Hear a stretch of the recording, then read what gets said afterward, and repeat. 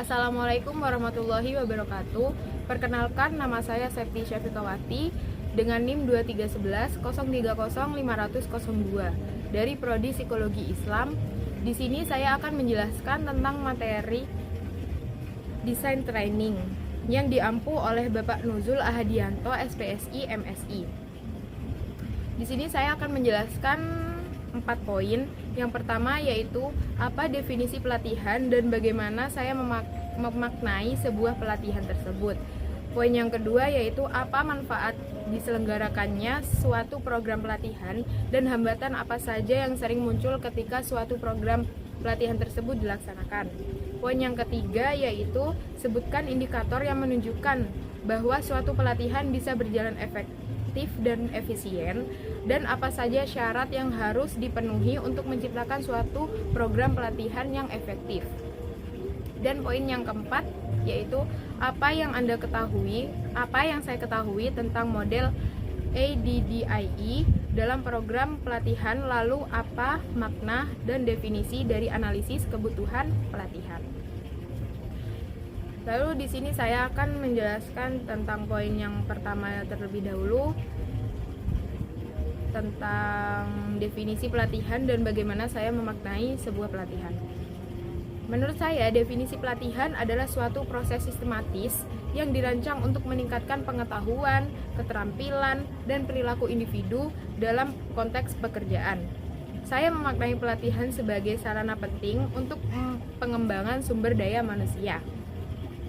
Pelatihan tidak hanya meningkatkan keterampilan teknis, tetapi juga membentuk sikap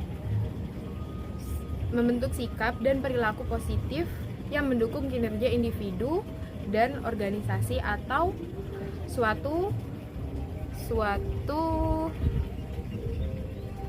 perusahaan. Dengan pelatihan yang tepat, karyawan dapat beradaptasi dengan perubahan dan tantangan di tempat pekerjaan tersebut, sehingga karyawan bisa berkontribusi pada produktivitas dan kepuasan kerja. Lalu poin yang kedua tentang apa sih manfaatnya diselenggarakan suatu program pelatihan dan hambatan apa sih yang sering muncul jika suatu program pelatihan dilaksanakan. Nah, manfaat diselenggarakannya suatu program pelatihan yaitu yang pertama untuk meningkatkan kemampuan dan keterampilan. Yang kedua yaitu membentuk kompetensi tim yang lebih baik atau karyawan yang lebih baik. Yang ketiga yaitu bisa beradaptasi terhadap perubahan teknologi. Dan yang keempat yaitu menambah motivasi dan produktivitas. Lalu hambatan yang sering muncul ketika terlaksanakannya suatu program pelatihan yaitu ketersediaan sumber daya manusianya yang terbatas. Lalu yang kedua yaitu pemilihan metode pelatihan yang tepat. Dalam mengatasi hambatan-hambatan ini sangat memerlukan perencanaan yang cermat. Lalu yang kedua komunikasi yang baik. Dan yang ketiga atau yang terakhir, cara untuk mengatasinya yaitu dukungan dari berbagai pihak dalam perusahaan tersebut agar program pelatihan bisa mencapai tujuannya. Lalu poin yang ketiga yaitu tentang sebutkan indikator yang menunjukkan bahwa suatu pelatihan bisa berjalan efektif dan efisien, dan apa saja syarat yang harus dipenuhi agar suatu pelatihan tersebut berjalan secara efektif dan efisien. Ada beberapa indikator yang menunjukkan bahwa suatu pelatihan bisa berjalan efektif dan efisien.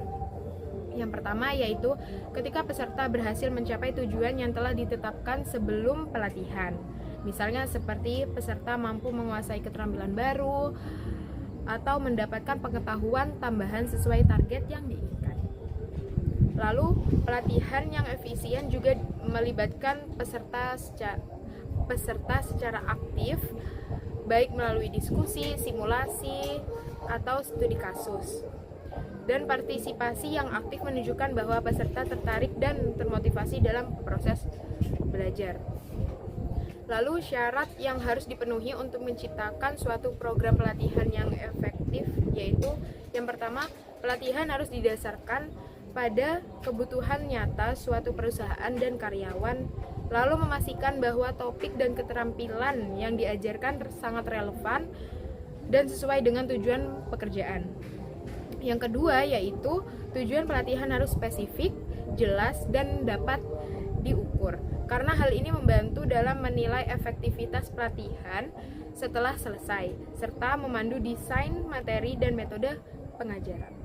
Dan poin yang terakhir yaitu tentang apa yang saya ketahui tentang model ADDIE dalam program pelatihan, lalu apa makna dan definisi dari analisis kebutuhan pelatihan. Oke, jadi di sini model ADDIE dalam program pelatihan adalah kerangkaan kerja yang digunakan untuk merancang dan mengembangkan program pelatihan secara sistematis. ADDIE merupakan singkatan dari 5 tahap. Yang pertama yaitu analisis atau menganalisis, yang kedua yaitu desain atau merancang, yang ketiga yaitu development atau mengembangkan, yang ketiga yaitu implementation atau mengimplementasikan, dan yang terakhir yaitu evaluation atau mengevaluasi. Model ini menyediakan pendekatan terintegrasi yang memastikan bahwa setiap tahap saling berkaitan dan berkontribusi pada keberhasilan program pelatihan. Lalu makna dan definisi dari analisis kebutuhan pelatihan, yaitu analisis kebutuhan pelatihan adalah proses sistematis untuk mengidentifikasi kesenjangan antara kinerja saat ini dan dengan kinerja yang diharapkan. Proses ini mencakup dan menentukan keterampilan dalam pengetahuan yang diperlukan untuk mencapai tujuan organisasi, menganalisis kinerja individu atau tim untuk mengidentifikasi area yang diperlukan dan ditingkatkan, dan menetapkan tujuan spesifik yang ingin dicapai melalui program pelatihan. Analisis kebutuhan pelatihan juga sangat penting karena membantu memastikan bahwa program pelatihan yang dirancang relevan dan efektif dalam memenuhi kebutuhan suatu perusahaan dan karyawannya. Sekian penjelasan dari saya. Jika ada salah, saya mohon maaf. Wabillahi taufiq wal hidayah. Wassalamualaikum warahmatullahi wabarakatuh.